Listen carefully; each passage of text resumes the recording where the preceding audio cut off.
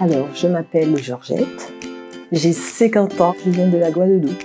J'ai connu l'église quand j'avais 14 ans. Ma mère, elle avait l'habitude d'inviter tout le monde à la maison. Donc, les personnes venaient, toquaient aux portes et on pouvait discuter avec. Donc, il y avait différentes religions qui venaient.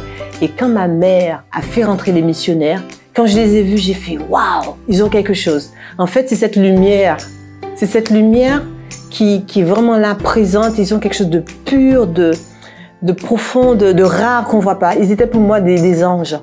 Et un jour, je leur ai dit, mais pourquoi vous êtes sur l'île? Vous avez que 19 ans. Et il y a un qui m'a donné le livre de Mormon. Et je l'ai pris, le livre de Mormon. Et quand j'ai pris ce livre, je l'ai lu, mais vraiment comme un cadeau que j'ai toujours espéré en fait. Et je l'ai lu très vite, mais j'ai massacré le livre. C'est-à-dire, j'ai pris un feutre, un stabilo-boss. Et je notais partout parce que je découvrais le Christ. Je découvrais ce que c'était avoir la foi. Tout me semblait nouveau et c'était trop magique. Et j'avais envie de dire à tout le monde, si vous saviez ce que j'ai trouvé, ça changerait votre vie. Et pourtant, j'étais très pauvre. Où j'habitais, je dormais par terre. C'était vraiment une case. On avait le toit où l'eau tombait. Mais j'étais la fille la plus heureuse, vraiment la plus heureuse. Et j'ai vraiment voulu me faire baptiser, mais ma mère, elle avait des craintes. Ça se comprend, j'avais que 15 ans. Donc j'ai attendu. Et quand ce jour J est arrivé, alors là, c'était comme quand vous avez très soif et vous buvez de l'eau, c'est un peu pareil.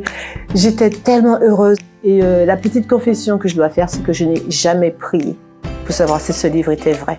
Dès que j'ai lu la première page, l'Esprit est descendu sur moi et vraiment m'a touchée.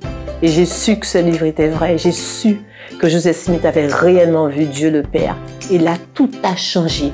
Je me suis dit maintenant, je suis capable d'atteindre tous mes rêves. Rien ne me faisait peur.